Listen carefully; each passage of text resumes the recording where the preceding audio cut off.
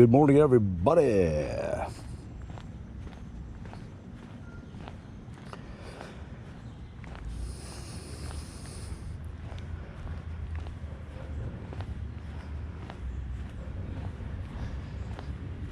Tuesday, August 11th.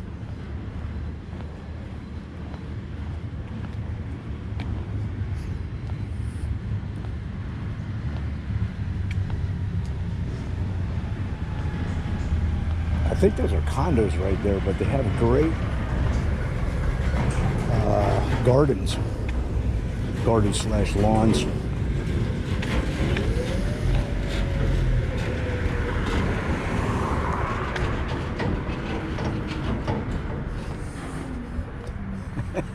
It's 0 miles per hour.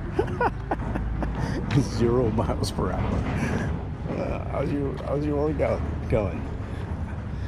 What do you jog around 7 miles per hour? Well, right now on my app it says 0. I don't know why it does that, but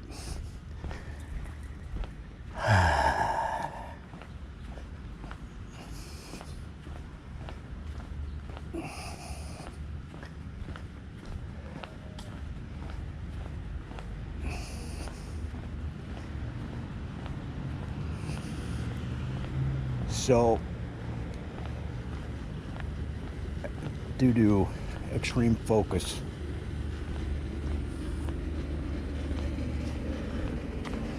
and workaholism, necessitated by starting a business, I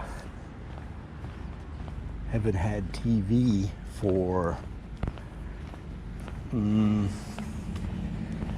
let's see.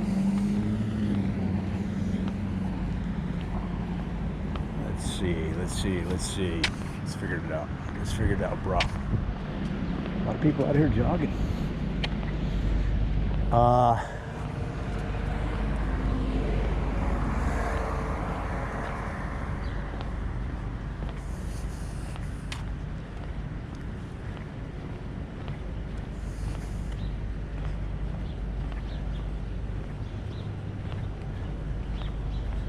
Let's see.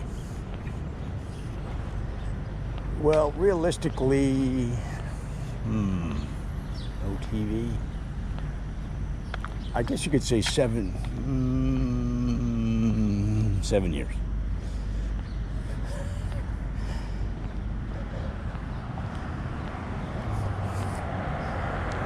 Six, 7 years.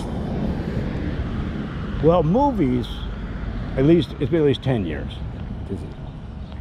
of any, maybe 3 movies total. And I'm sure those were on planes, watching over the shoulder of the person in front of me, and just being glad that they had the captions on so I could follow the action.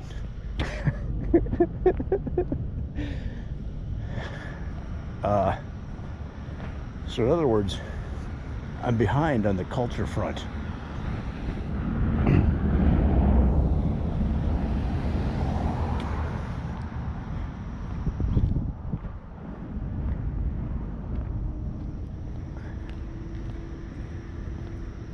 So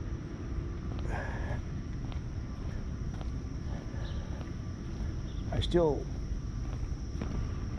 don't have what am I trying to say? I still haven't been to movies because COVID. I mean, going out to movies. But I'm catching up on movies and TV.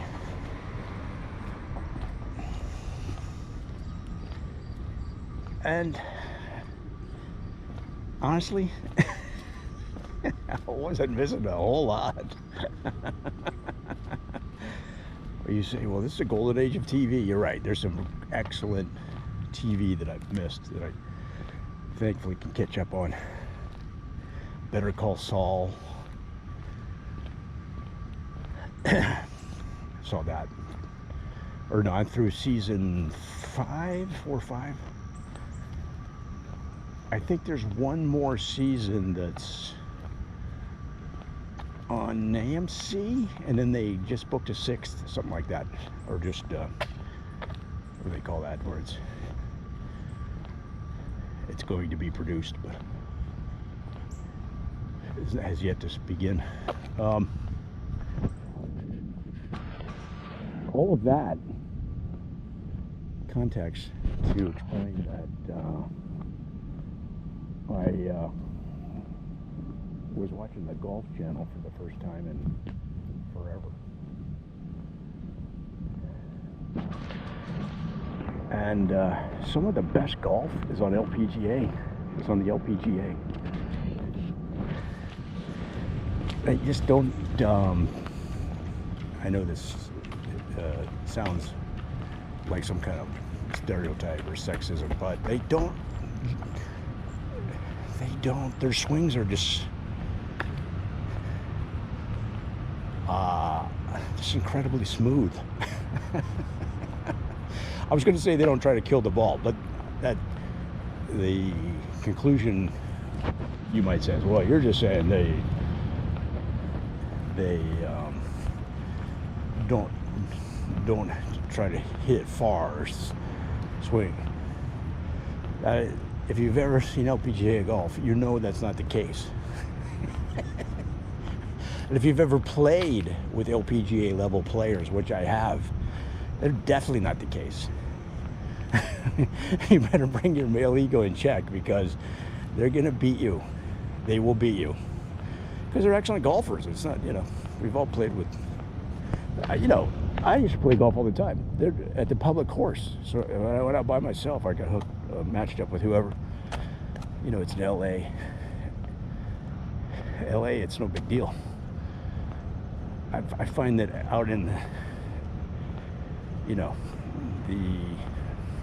just because it's such a crowded city, but I find that in less crowded cities, people think of it as a little different. Like the starter will say, and I can see them, and I've done it 1,000 times. I've played 1,000 times with people I didn't know, maybe more. and the starter will say, it will point to me like I'm standing over there waiting, because it looks like we're coming up, and the starter will say to the other group, and you'll be playing with this gentleman right here. Like, they never remember your name. It's a public course. And and right away I step into it, put out my hand. How you doing? Good to see you. Like, I'm very comfortable with it because I've done it so many times, and I meet people well. But you could see they're kind of looking at each other like that. Again, not in Los Angeles, but some smaller communities. All right, well, okay. And then sometimes somebody will make a joke. Like, they'll either say something like, well, I hope we don't slow you down, like that, or the opposite. There's always one. It's usually a guy. It'll be the father, the son, and let's say they're the father's sister who plays golf, right? So it's always the guy. It's never a woman. It's always some guy will go. Every once in a while, you don't see it too often. They'll say, well, I hope you can keep up. I'm like, don't worry about me. I'm very consistently average. But it's consistent. So I'll be able to keep up.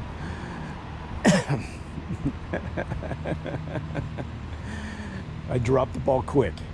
I don't go to the woods for 20 minutes. Just drop and go, boy. So I was watching the Golf Channel for the first time in a long time. David Fairdy, well, he kind of made fun of it. David Fairdy is still on the Golf Channel, and he actually made fun of it. When one of his promos, he said,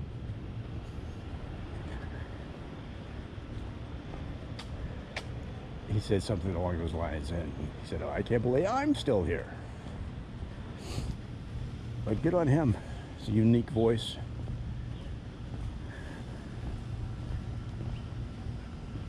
I've seen him right here in town. I've seen him covering the memorial.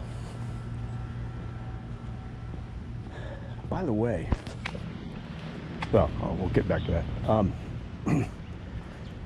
So he's interviewing Kenny G. Now, I don't know how old this interview is, or I don't know if they play him back 100 times. It's kind of the neat thing about being away from TV and movies for so long. Everything's new. In our 2016 interview, okay. That's it.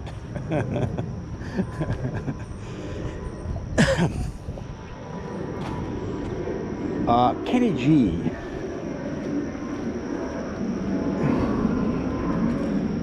The famous The Younger demo for the younger people that might be watching this. Famous saxophonist, saxophone player. One of the top-selling Christmas albums of all time. He said he fought with Clive Davis, who was a big record company mogul for years.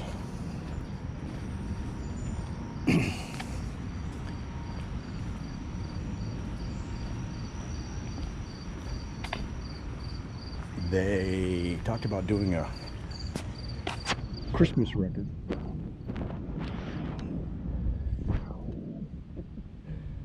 And Clive Davis said on a couple of the expected hits, they kind of know which ones are going to be popular. Clive Davis said, you have to have vocals. It's a Christmas record. You have to have vocals. Kenny G's like, no, you don't. That's why this album will be a hit, because there's no vocals, at least on, I don't know his music that well, but you know, I'm a big death metal Christmas song fan.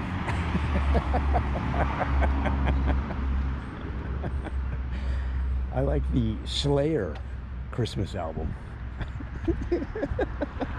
Is there such a thing? Do they have death metal Christmas albums?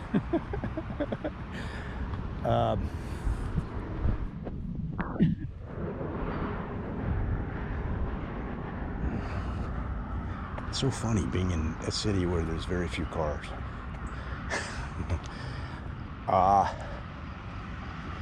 You watch in 6 months. If I'm here, I'll be like, look at all this traffic.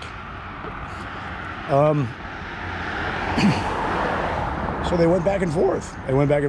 Clive Davis is like, Kenny, you gotta put some lyrics on that. You gotta put some vocals. Kenny G's like, let's just set it aside, man. Let's finish the album and then we'll decide. let's get the rest of it all mapped out. So now it's November 1st, and Clive Davis is like, Kenny, and however they worked it out, I think Kenny G just said, look, just trust me on this one, and we'll see. It's not going to be my last album with you guys, something like that. And it was one of the biggest Christmas themed album of all time, and still to this day, because it fits, that Kenny G sound during the holidays, you get company over. Just want some cool music that's Christmassy but cool. That's why God invented Bing Crosby, if you didn't know. That's what Bing Crosby was invented for. But nonetheless, Kenny G fits right in that pocket. And he's an interesting cat. He, first of all, God, who's living their best life? He's been married twice, divorced twice, I think, yeah. Or, yeah, I think he's divorced. His second wife. A couple great kids from his second one. I'm not sure whose kids are who, but a couple great sons that are also in music. I think Kenny G was born at 56, so that would make him, what, 64? Works out every day. Looks, honestly, looks 40. He's got this great, I've never seen him, I don't know him that well. Anyway, he's just great in interviews.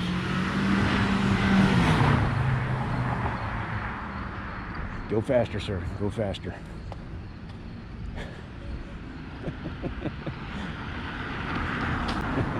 What did Richard Pryor say? This is a neighborhood. This ain't no residential district.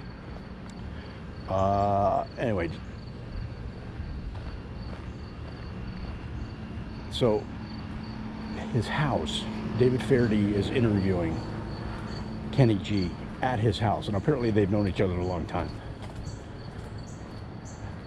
And the reason they're interviewing Kenny G, which I kind of forgot, because I haven't seen anything, but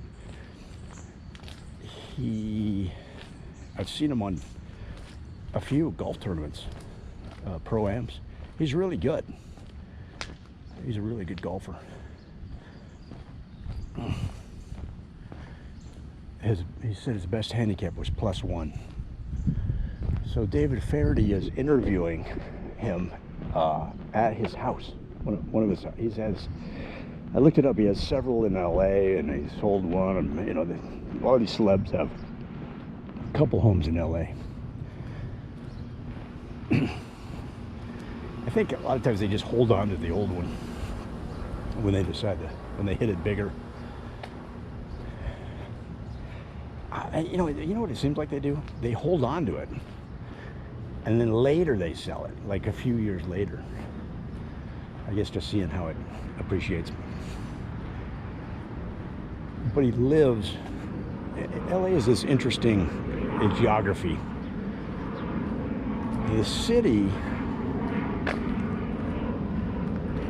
the coast, the city's inland. The downtown is inland. It's not on the water. It's on the LA River.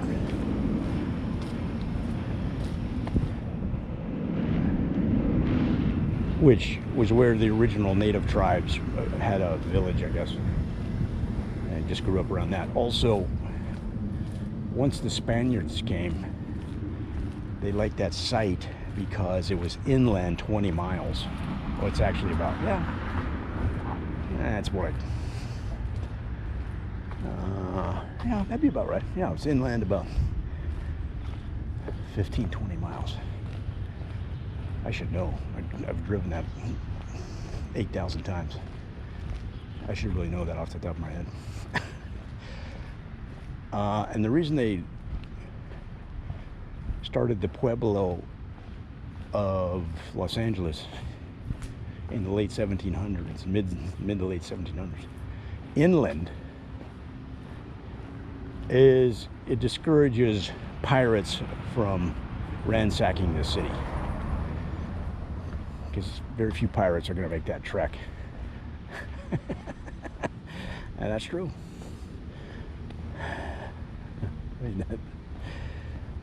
Based on my extensive pirate knowledge.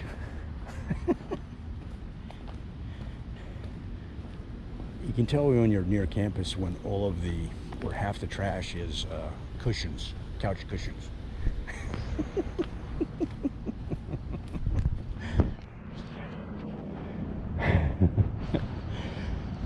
You don't sell a couch that you had in college.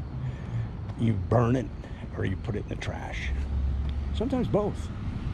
Sometimes you have a little ceremony. And that's just another reason to party. Hey guys, are you coming to the couch burning? Yeah, we'll be there. Woo! Burn it, and then you put the crispy carcass in the trash can.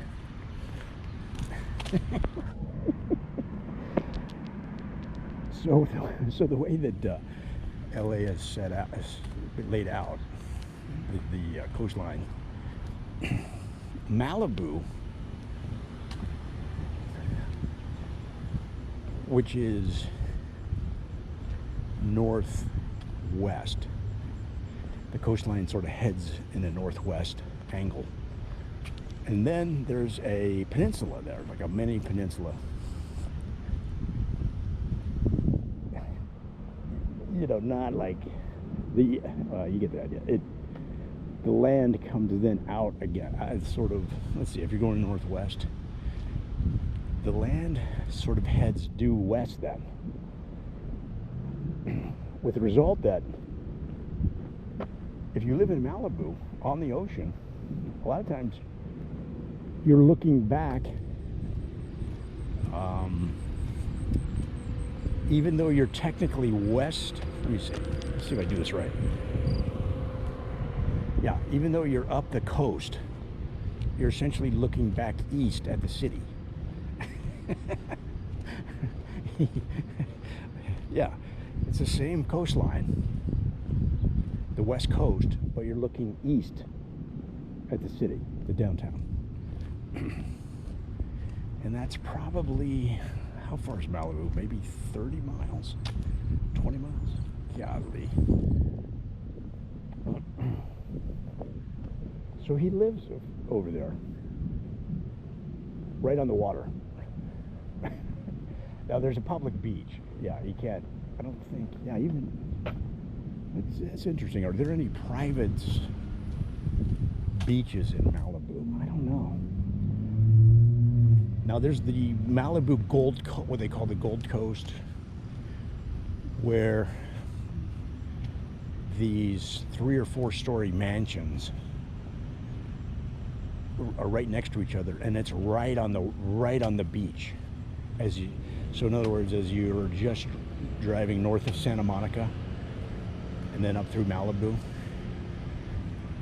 it's in between the road and the beach, but the water's right there. So now where Kenny G lives, he's also on the beach, but they're big property. By that time, now the land has expanded out, and you can buy a big property with land, you know, with more extensive acreage. But I guess what they call the Gold Coast is right on the water, and the houses are right next to each other. So it's kind of like a choo-choo train of houses. Even in that situation, the beach is public. The sand between your house and the water is public beach. I think there's areas of Malibu that do have private beaches where the public can't go, but it's not as common as you think. What's interesting is, I won't name names. Not having the resources to back up a lawsuit. Let's just say some very important people in LA that live on that Gold Coast. They locked the gates that allow the public access from the road along these sidewalks, these pathways, to the beach. They locked them, and then they put up a sign. They put up signs that said private beach, which is a complete lie. So in other words, they're richer than God, And they still have to try to, you know, get another slice. Oh man, that's really bad. That's really bad. But some locals were like, wait a minute, it's not a private beach. I've been coming here since I was 3 years old or whatever, you know. And complained to the city. Some phone calls were made. And again, I don't know who or what, but I'm sure the celebrities were like, well, we didn't know. It was our people, the new staff, whatever the excuse is, you know. What I thought was weird about that story was, well, what about the people just walking down the beach from, you know, from north or south of their stretch of homes?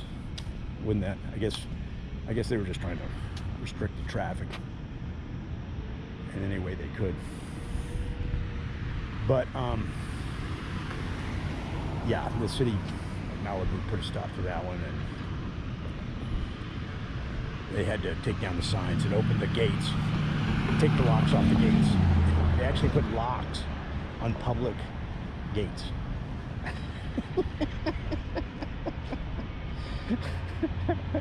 That's a level of arrogance.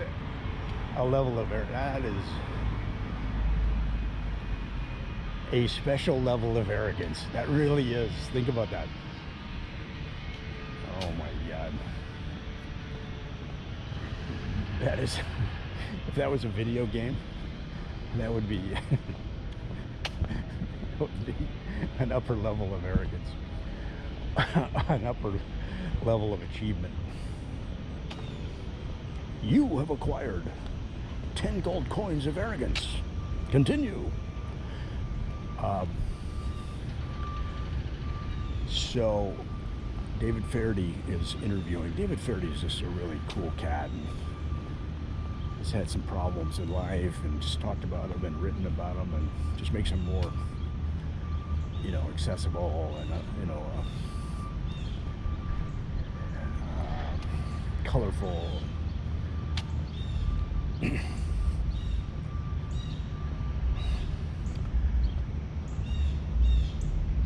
And they had, it was a fun interview, but they also spoke about, you know, regrets and things they wish they have done differently, and pain. You can tell they, I thought, wow, they're really comfortable with each other. And I knew Kenny G played golf and was in those tournaments, and so they would have known each other from those circles. But I guess they're pretty good friends, you know. It's more than just. So Kenny G, like I said, lives on this property in Malibu, where they're on his lawn. I mean, it's literally almost like this. Like you can see, let's say this tree is where the interview is taking place. The house is back there by those trees. It's on the ocean. That much property. Like he has a big like I say, the properties are much bigger as you go more northwest along the coastline. The appeal of the ones right on the water that I mentioned, where they were trying to make it a private beach. What was that conversation? Hey, to the assistant. Listen, Dustin, I need you to go to Home Depot and get some locks and a sign that says private. So for like $100 in locks and signs, they figured it's worth a shot. The value of those, besides it being, you know, its location, is they're closer to the city. They're closer to LA and Hollywood, and whereas where Kenny G lives is a little bit further out. I mean, and of course you have more land. You also have more hassles going down PCH, the Pacific Coast Highway, but whatever, you know. And I read that he bought the house next door, and has expanded that into a guest house or like a separate property where he built a new music studio. You know, it's like David Faraday said, you don't ever have to leave here. And he goes, I don't have to leave here, and I rarely do. Why would you? You know. This is Mirror Lake at Ohio State University. All of this is new in the last, I don't know, 5 years maybe? This is kind of cool.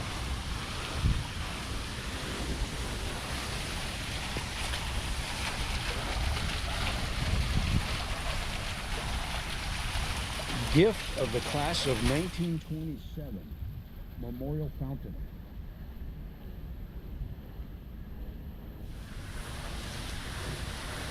This is a really neat part of campus. And they've done a good job. This is, like I said, this landscaping is new. Or relatively new. They got the chairs over there. And then that amphitheater. This is a really cool part. This is what I think Ohio State needs more of, honestly. It's more of this kind of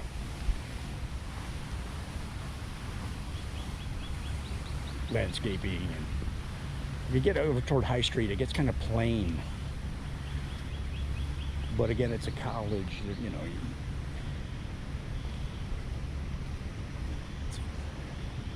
But I think they should have more,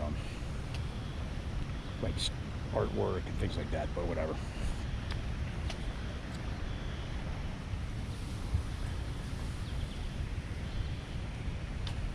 So he has this great property. Faraday's interviewing him.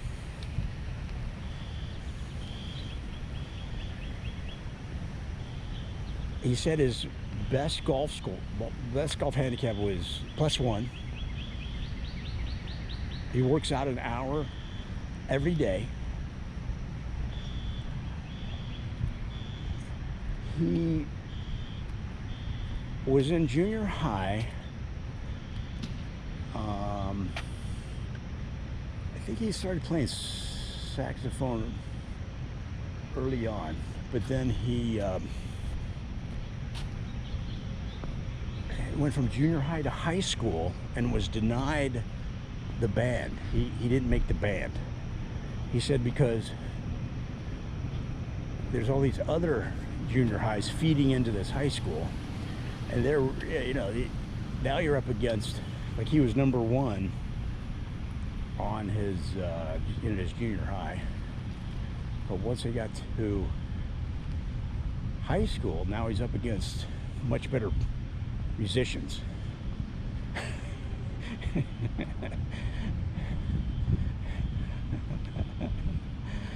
And he didn't make the band. So this just shows his, I don't know what this is.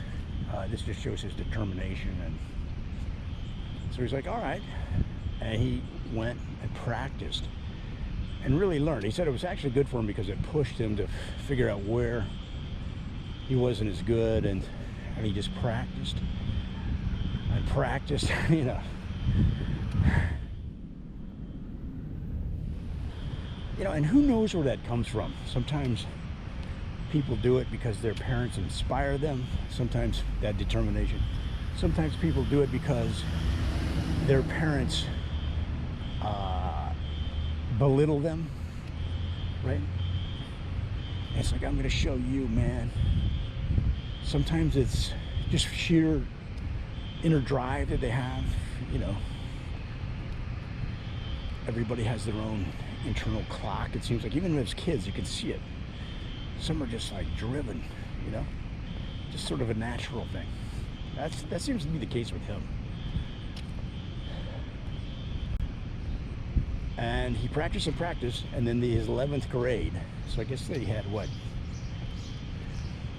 I might have the grades wrong, but anyway, the next year he made the band and became the best player in the school. I'm going to assume saxophone, but I don't know. Or flute or whatever.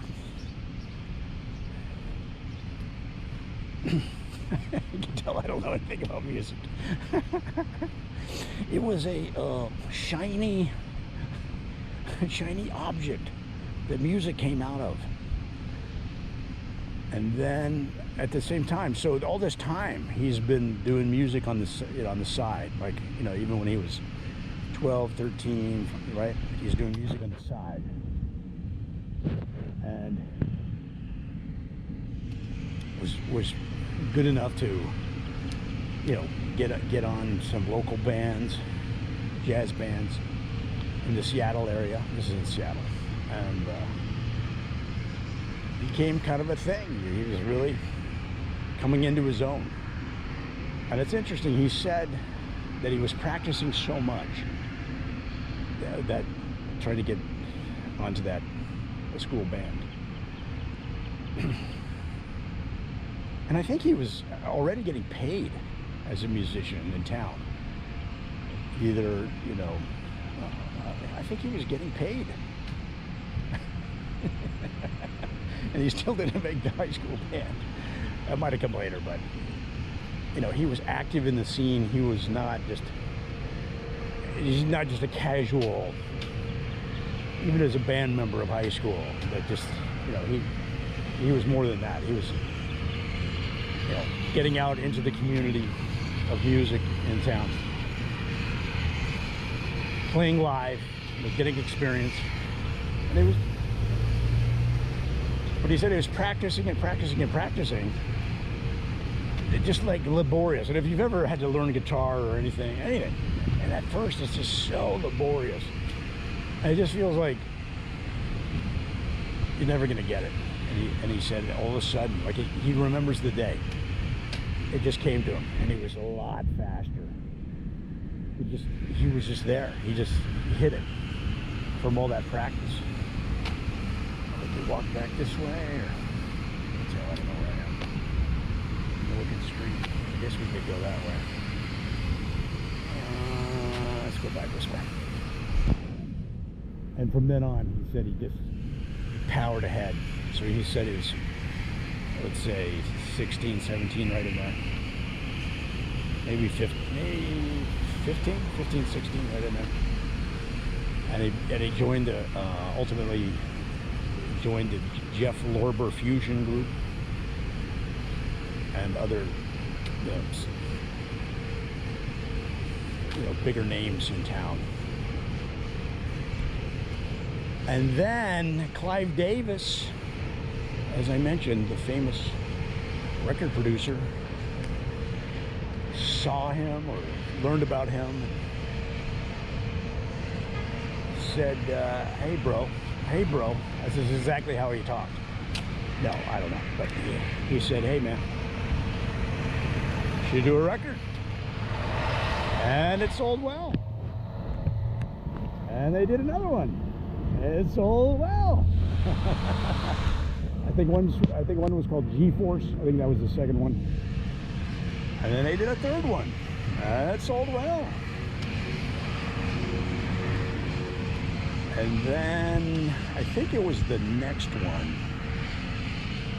that went multi-platinum. I think it was the fourth one that went platinum 5 times. Like a massive, you know, international, just that album that every superstar has, that one that puts them on, you know, a trajectory of, you know, untouchable.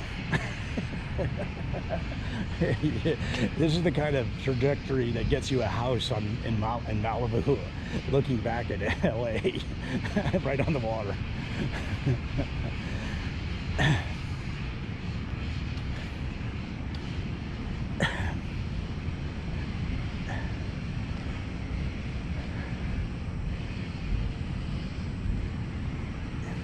Yeah, he became rich, super rich.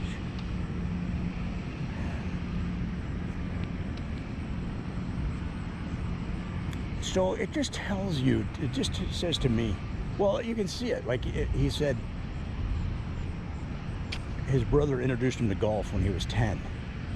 And the same thing, he just focused on it. You know, like, I don't know when he eats, because he's very focused when he wants to learn something or excel at something. he does it. And it helps to start when you're, you know, in high school. But the thing is, I remember playing golf with a doctor, and she said she was maybe 55. She said she went into medical school at 40 years old, or maybe she went to college. She decided to become a doctor at the age of 40. It takes 10 years to become a doctor, you know, once you get to. So she became a full-fledged doctor at, let's say, 50. And when I met her, I think she was just maybe in her young 50s. The point is, you can do it. People say, I can't do it. You can do it. What's stopping you? You can do it. What it is you don't think you can match the image you have in your mind of what it should be. Right? You'd say, well, I can't pick up a guitar because I'll never be, you know, this excellent guitarist. Whereas, actually, you could be an excellent guitarist. But you say, oh, I'll never be a star, and I'm not trying to be a rock star. You know, I'm not going to. Why do it? Why do it? I'm not going to make any money out of it or whatever. Like, you know.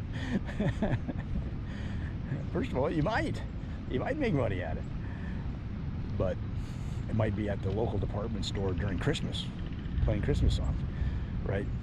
But even that is very competitive. It's not easy to get those gigs, honestly. Yeah, I just think a lot of it's self-limiting belief.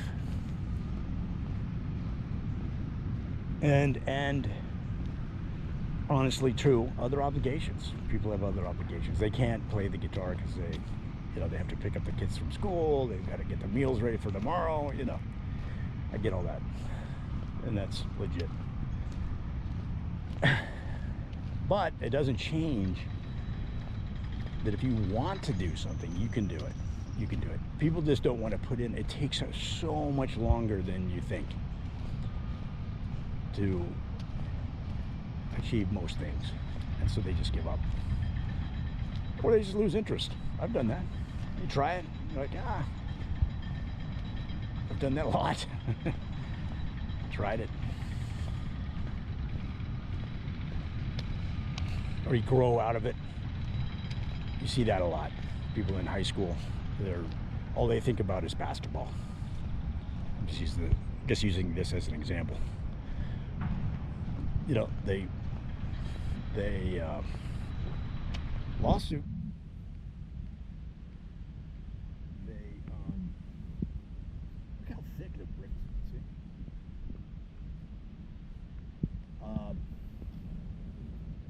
Yeah, whatever. You get into a sport, and remember when you were, I don't know, 14, and that's all you did was play basketball, you know, or hockey. When we lived in Canada, that's all we did every day, all day.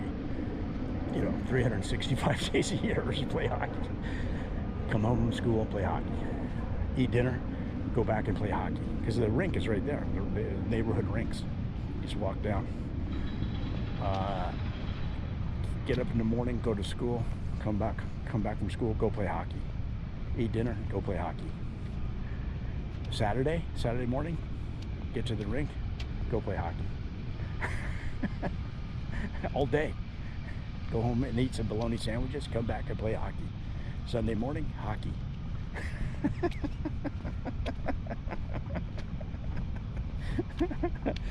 What do you think you're going to do when you're going to be in the NHL? I'm talking when you're like 11. I'm going to be in the NHL. I'm going for it.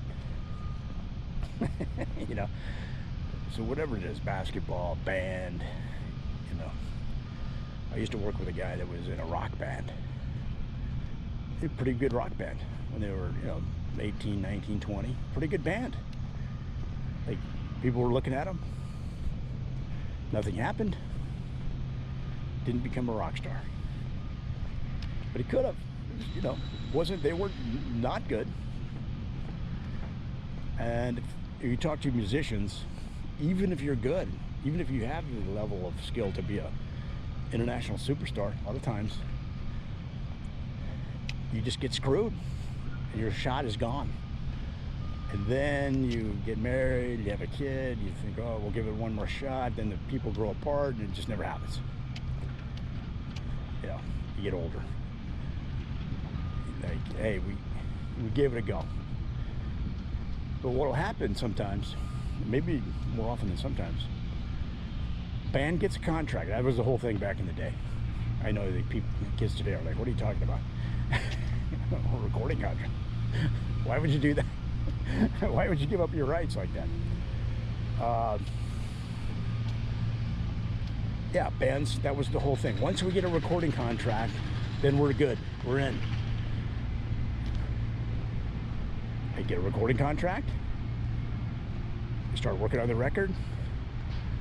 The record company gets sold. Or the people that champion them inside the record company move on. And the new people, you know, don't back them, don't get behind them. Maybe they have a contract, right? But they don't actually honor it with any kind of gusto or, you know.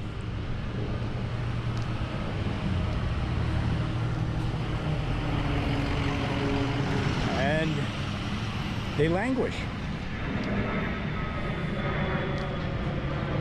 And then they break up.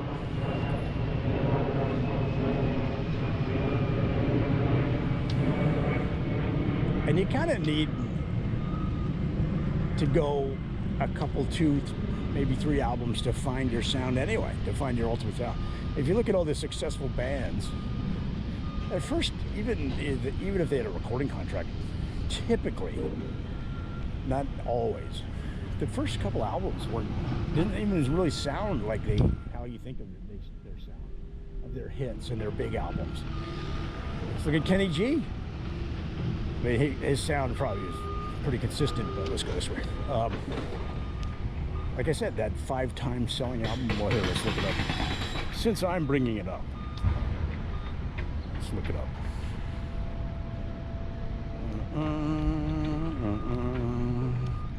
What's his name? How do you spell it? Oh, it's Kenny and then with a G. Can you see him at the hotel? Name, please? Kenny G. Spelling? Yeah, it's Kenny and then G. G-E-E? No, G. G-E-Y? Like, no. The letter G. Sir, I'm going to need a last name. We can't go by that. All right, let's look. Yeah, see, he had a house in Studio City. That's a suburb in the valley, a farmhouse style house. They put it up for sale earlier this year in February, before the pandemic. Yeah, they paid $2.8 million for it in 2008. And I wonder if it's because he got divorced, maybe. I don't know.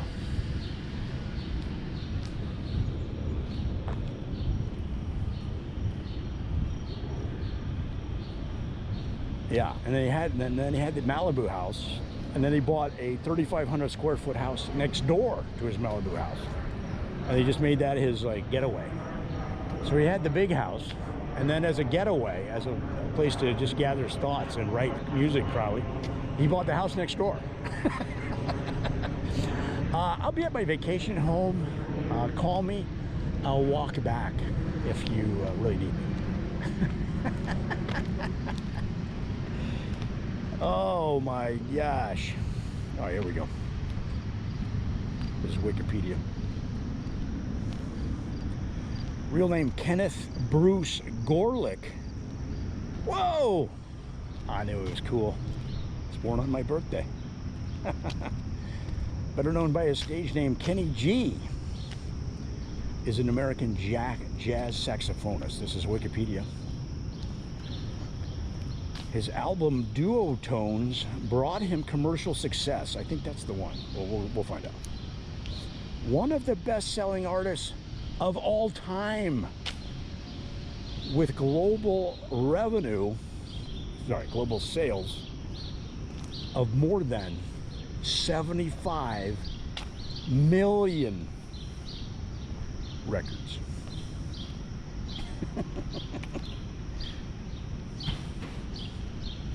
Am I overselling this? All right.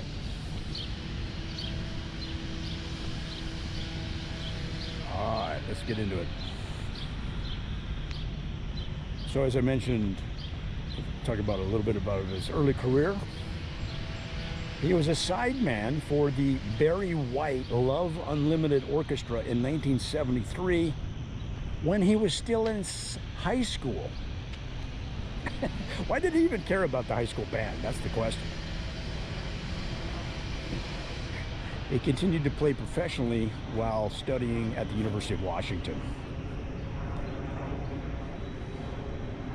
Graduated Phi Beta Kappa and Magna Cum Laude. See, this guy, this is the kind of kid, you know, that is just focused.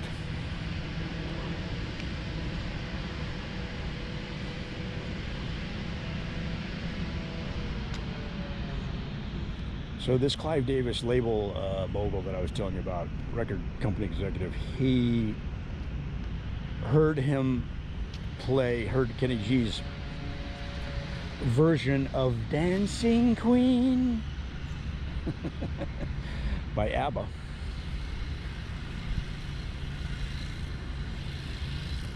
And then released his first album, which got good reviews. His second album, G-Force, achieved success, as did Gravity, his third album. In fact, they achieved platinum status, which I believe, correct me if I'm wrong, someone, that's 1 million sales, or $1 million in sales. I believe it's 1 million units. Pretty good for anybody. And then the greatest, what is it? What's the saying? The best was yet to come.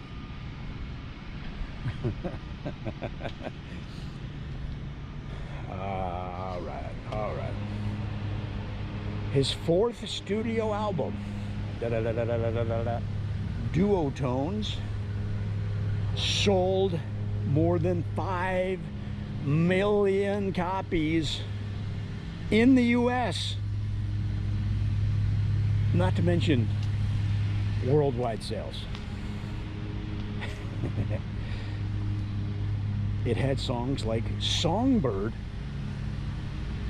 which hit number 4 on the Billboard Hot 100 charts.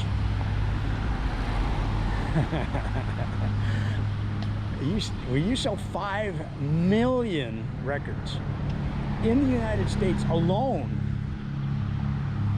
you start looking at homes in Malibu.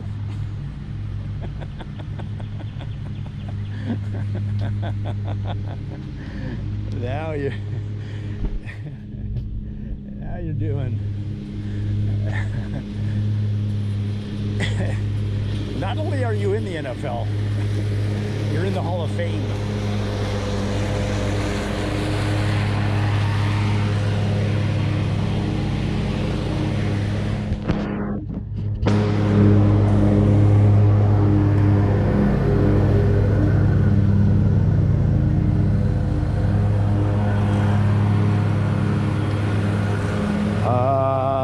He had a single, Don't Make Me Wait for Love,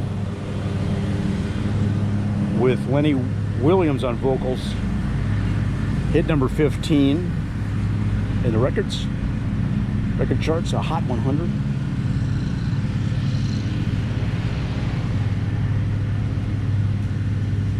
And then they had a bunch of other hits. Then Kenny G Live achieved huge success in China.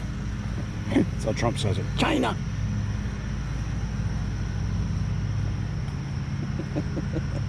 Why does he say it that way?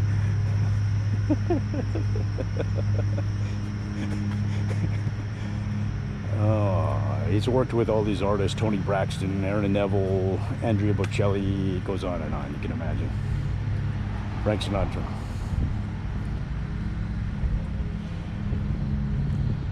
lot of soundtracks, and he just kept going, man. He's just one of these dudes. But he found a really appealing sound. Some might say bland. And, you know, once you find that, once you're in that pocket, let's go this way. Once you're in that zone, it's an interesting thing about art. You can even see it on like TikTok. I realize TikTok is not considered art, but or YouTube or people, just regular people get on there making videos, and then of course they get a success. They have success with something, and then they're told you should do more of the thing. Like, who's the comedian? Sarah somebody. She does, she lip syncs Trump audio bits and puts a comedic spin on it with her facial expressions, and people love it. And so they do more of that.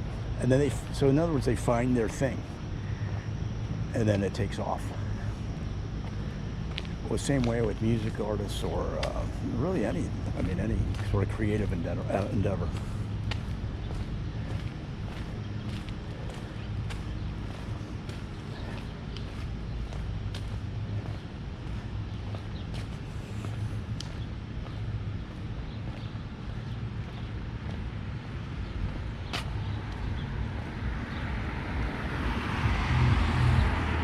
Downside, as I've mentioned before, you start to hate the thing.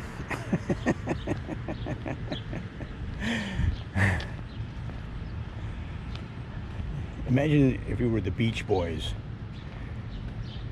or Buddy Guy has mentioned this, or any top-selling artist, and people come to your show.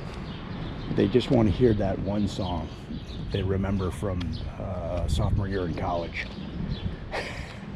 So you try to play new music, and they're like, what is this? What are you doing? So you're locked in.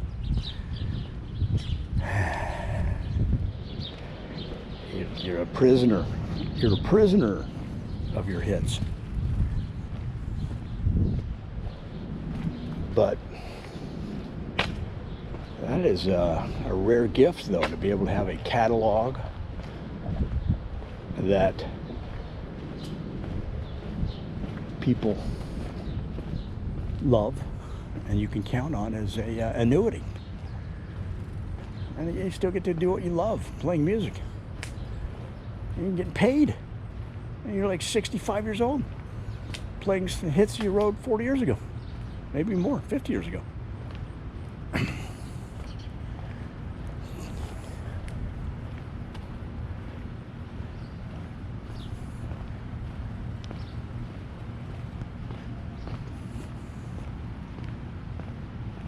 So good for Kenny G, man. He just seems like a genuine guy. Like, he laughs easily.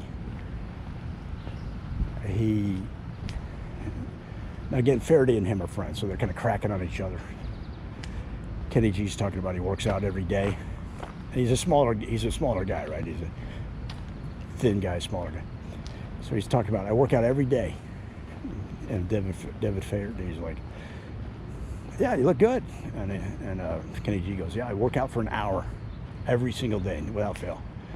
And David Faraday goes, he goes, how do you keep the muscle off?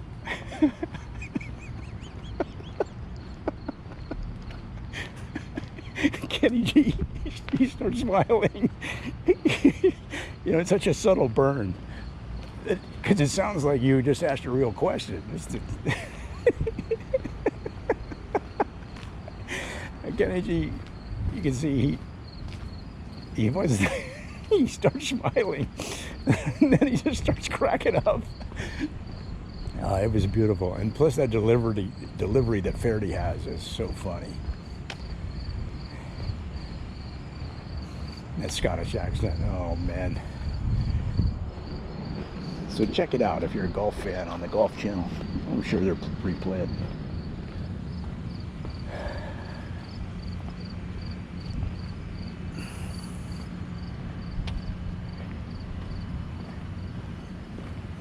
If you are on a college campus, it's one thing you can be sure of.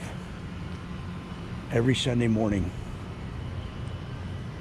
since the university was founded, and that's broken glass on Sunday morning on the side, on the street. Every weekend, you can count on it.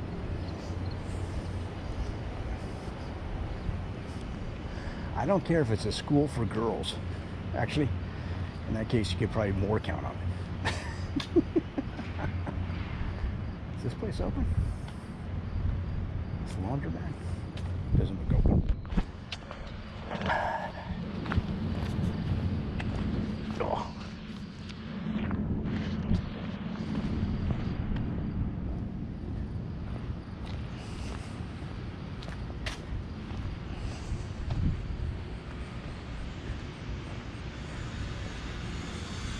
Kenny G's focus reminds me of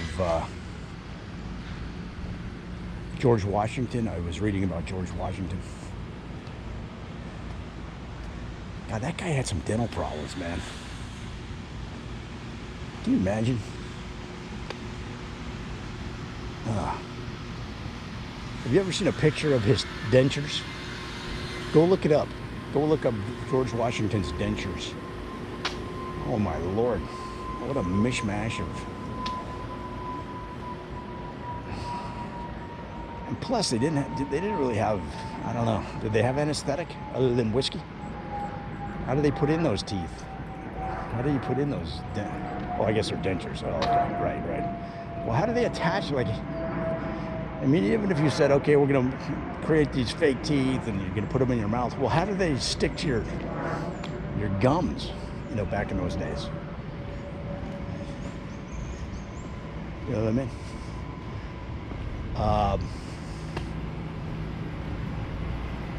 Take care of your teeth, guys. I mean, don't be George Washington. But he didn't go to college. But if he wanted to learn something, he would talk to people that were doing it, and he'd get books. I don't know, did they have libraries? He'd get books, and he'd read books on how to do it. So like surveying. I think he was a surveyor, was his day job, before he was, you know, president. But even when he was in the army, he didn't know how to lead an army, so he read books on how to do it. Do you have any books on war? You know, the library, community library. Do you have any books on how to lead a garrison in a battle against a oppressive British Empire? Oh yeah, it's just down here. But I'm sorry, Mr. Washington. Just so you know, the library is closing in 30 minutes, so yeah, he would, at least from what I read. Now, what's not true is he didn't chop down a cherry tree. He never said, "I cannot tell a lie." But I guess he would just read books and study until he got it. He would keep doing it until he got the skill that he, not so much, but just skill acquisition. And he'd do that over and over. On anything that he wanted to learn or felt like he needed to learn.